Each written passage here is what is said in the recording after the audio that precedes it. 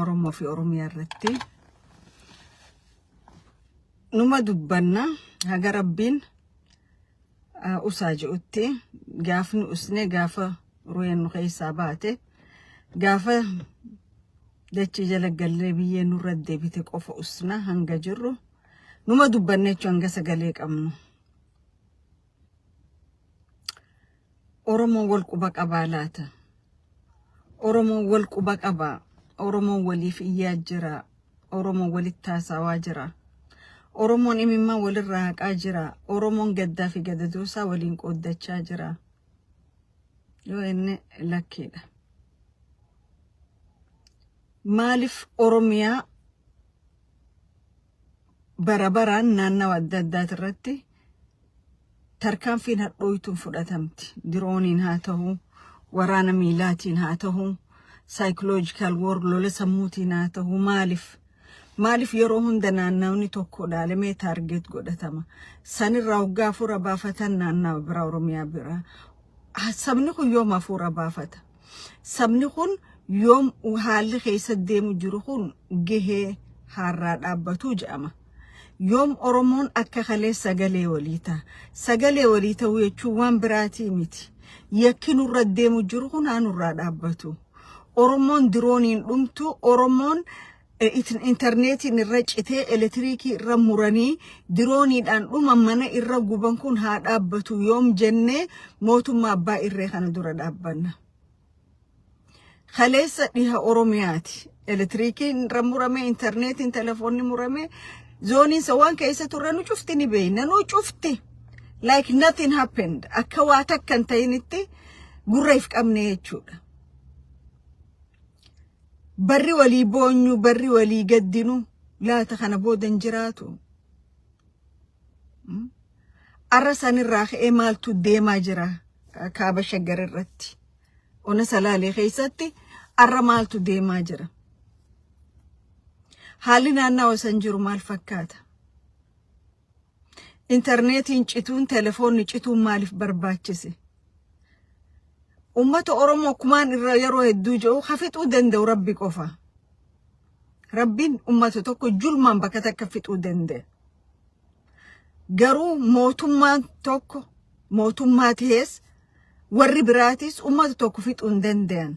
Lakkoofsa ummata sanii maybe irrisanii psychology isaanii rakkoo fiduu danda'u. Garuu balleessuu hin danda'an. Maaliif mootummaan Itoophiyaa ifiin jiru kun yeroo hunda targeeti Oromoo qoqqoodee amata kana dirooniin dha'ee amata kaan warra ollaa itti bobbaasee Oromoo fixuun kun maaliif barbaachise mootummaa kanaaf? Oromoon waan biraan gaafanne nama ta'ee haa jiraadhu, kabajaa namoomaa haa qabaadhuudha. Oromoo biyya bulchaa jiraa jedhan. Namoonni hedduun baala gizeenyi warra jiddugalaa kanaa jedhan. Warra jiddugalaatiitu kaaba Shaggar irratti Ona Salaaleet irra dirooniidhaan nama fixaa jira. Mootummaa Oromootii miti hoggaa ennu kanaa jechuudha. Mootummaan Oromoodhaa tokko ol aantummaa Oromoo leellisuu miti. Ummata biyya sanii ija tokko laaluudha. Ummata biyya sanii akka ummataa tiriit godhuudha. Ummata biyya sanii waan isa barbaachisu barnootaan taanaan, jireenyaan taanaan, biizinasaan taanaan, every location of the jireenya ilma namaatti haa jiraannuudha Oromoon kaje'e. Garuu lakki isin jiraachuun qabdanii, iftaatanii jiraachuun dandeessanii, nama biraa taatanii jiraachuu qabdu. Amalli jooku mootummoota Habashaatirraa kaas dabree dhufe arrallee haga mootummaa Phiiphii kanatti jechuudha. Faannoo ifii jaarte balleessuudhaaf maaliif ummata tuulamaa gatii kafalchiisuun sirra jiraata? Maaliif ummanni kun dirooniin dhumuu qaba? Maaliif ummanni kun waraana keetii manni irra gubachuu qaba? Maaliif ummata kana qaroonsaa keessaa guuramee funaanamee ajjeefamuu qaba? Waan naannawa Shaggaritti deemaa jiru reediyeessi san keessa ni dhageenyaa jechuudha. Eenyu ka selectively guurtanii fixaa jirtan? Maaliif taargeetiin kun isin barbaachise? Faannoo kalees isin ijaarrate, barbaree isin dhaabdaniitu isin gubaa jira. Faannoo isinumaa ijaarrate isin belbelchaa jirti. Garuu isiidha wajji wal loluudhaaf maaliif dirreen kubbaa ummata Oromootirra ta'uu qabdi? ummanni tuulama yakkinni kophat dalage maali ka ummataati yakkinni dalage maali khadrooniidhaa fi dhumee manni irra gubachuu qabuuf warri dirooni bobbaas warra naannaa jiddu galaati jettan mee oromoo biraatu dhiisa oromoo biraatti garaa jabaadha it's okay khadrooni kana operate godhu isin jettan khaxayyaara lolaa ofu isin jettan khatikaan nama fixu isin jettan ahead of mal isin jettan warra baalagizee ijoollee jiddu galaati jedhan maaliif ummanni kun isin jiddu dhumuu qaba oromoota biraa itti garaa jabaattan laallee agarra for many factor sababa hedduudhaaf jechuudha garu khalafa takarro jiraataniin kan ummata kana belleessitanii lafatan arabaaf seelidhaan dhiyeessuu deemtanii because tuulama land is for sale ummata kana duguydaniiti lafa kana marketiidhaaf dhiyeessuu deemtanii okay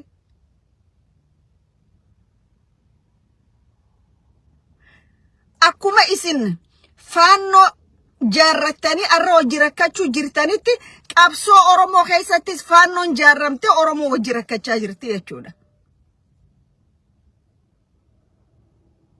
sila nama onne dhawatu oromoo qabdu taatanii sila oromoof yaaddan taatanii oromoof yaaddan in a sense oromummaanuu kanamaatti haa jiraatu jettan jechuu barbaaddanii oromoo hin fixxanii jechuu dila kanaas hin deemtanii jechuudha oromoon mootummaa lama jidduu rakkachaa jira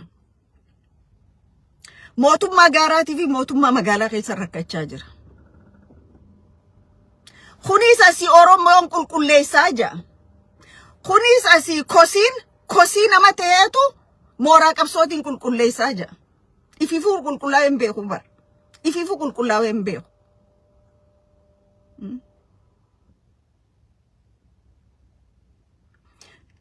sadarkaa kanatti maaliif oromoo gatii kafalchiisuu barbaaddan sadarkaa kana maaliif oromoo miidhuu barbaaddan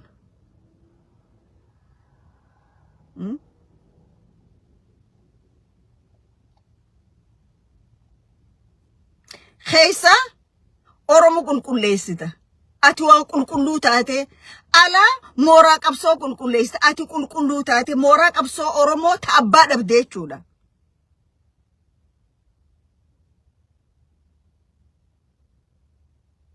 diinni oromoo guddaan nyaapni oromoo guddaan ka oromoo gatii kafalchiisu jiru mooraa qabsoo bilisummaa oromoo keessa jira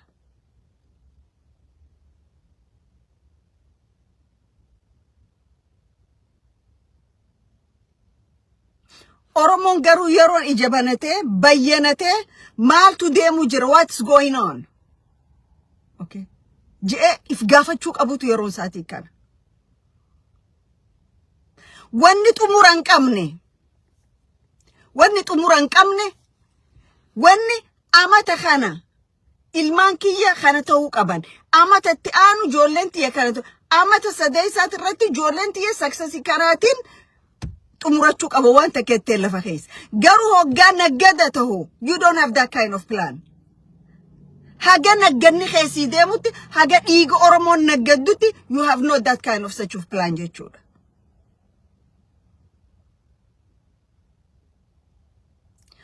oromoo keessani saamama alaani saamama jechuudha biyya keessatti haala oromoon itti jiru laala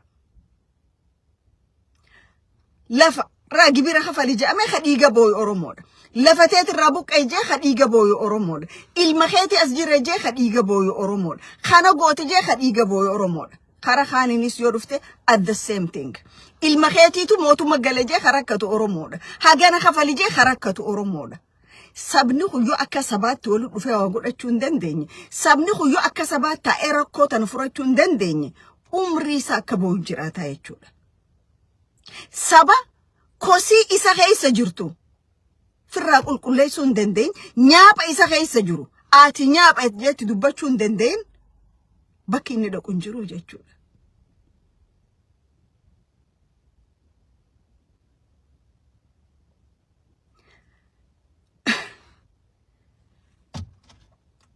wanni jaan odoo jiruuti akka itti jettu nama dhiba wanni jaan hedduutu jira garuu waan beenu cufa waan agarru cufa waan ragaa qabnu cufa dubbanne laata boru maal jennaan nama usisiisa malee hoggaa durriyyeen abbaa feetee gabbaatee maalin qulqulleessa qushaashaan qulqulleessa maarreen qulqulleesseetu harkarra kan namuuf hin wallaalamne jechuudha garuu qabsaa'onni khaleessa waa hedduu ka isin balleessitanii jira I am not going to say this and that garuu qabsaa'onni egeree kanarraa waan baraniin jira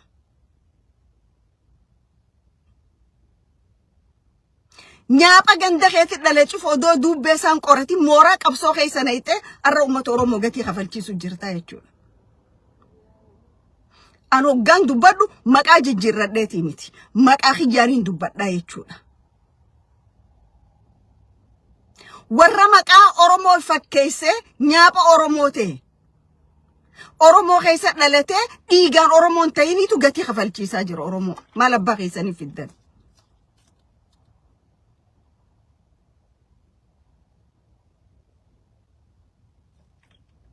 wata konni fiddanii jiru jechuudha hoggaafa ummanni Oromoo kana diroonaan dhumu ummanni Oromoo akkana xayyaara samiitii fi waraana miilaatiin dhumu waa hedduu nama dubbachiisaa jechuudha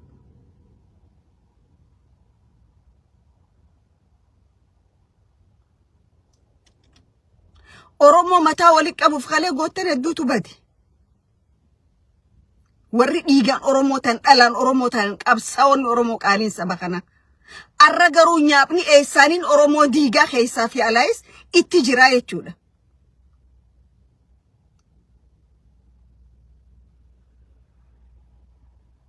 akkuma mootummaan impaayira Abiyyi Oromoo gandaan qoodee araddaan qoodu jirutti mooraa qabsoo keessattis gandaa fi araddaan qoodaa jiranii jechuudha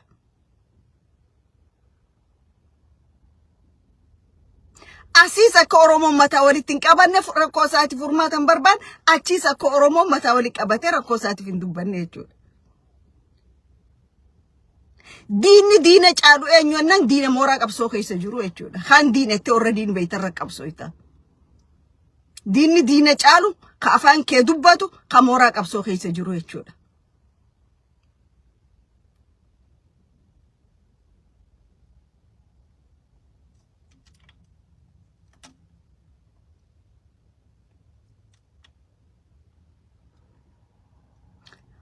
ummanni keenya bakka jiru sagalee walii ta'u haalli ummanni kaaba shaggar ummanni salaalee keessa jiru ka usanii ilaalanii callisanii bira kutanii miti amma durattis gaafa dhiha Oromiyaa irratti target godhamees wanni lixa Oromiyaa irratti heekun Oromoo takkaaf hin fudhachaa turre deemee tartiibaan bakka inni ga'e agartanii jechuudha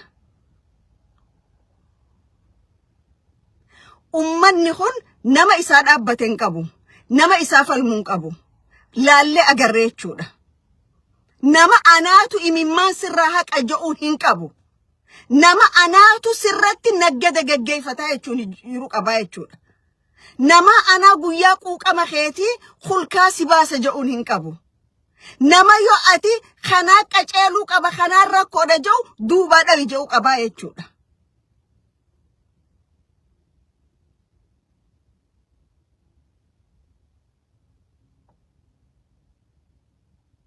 afaan mimmi'eeffatanii ol yaa'anii haasa'uun laafaadha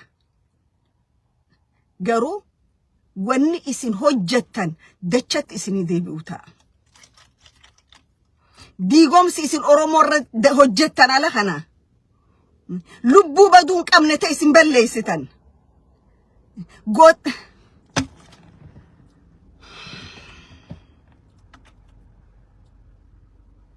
warra mooraan qabsoo irraa qulqullaa'uu qabduutu nin qulqulleessaa jira eenyu qulqulluu si godha isa baakeetitu qulqulluudhaati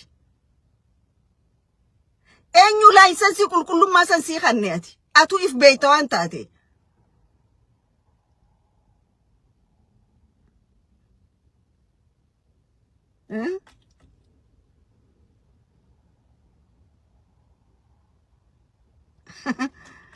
warri qabsoon bilisummaa akkana deemtee galma geesseettan fittin kijibina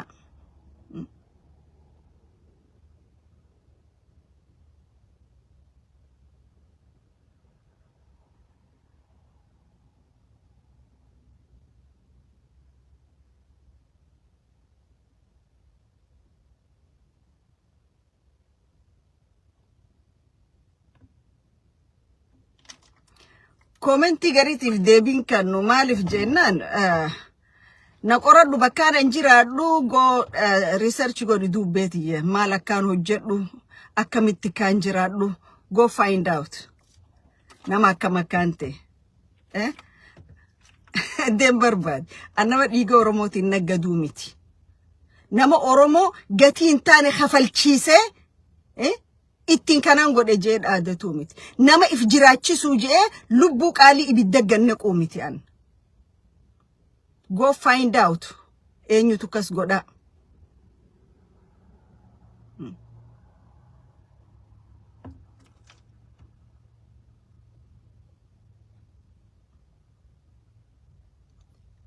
qabsoon saba tokko murna qabaleetiin galmango I will repeat and say this qabsoon oromoo akka oromootti qabsaawama akka oromoo deemama for individuals jolleen olla mana afurii tawali aantu qabsoo oromootii fi dhiiga oromoo taphachuu hin dandeessu I will say this in clear voice okay amma sente mooraa qabsoo oromoo keessatti addis gabiin ummata oromoo gatiin kafalchiiftu ummata oromootti illee afaan banuudhaaf mooraalii tokko illee qabdu jechuudha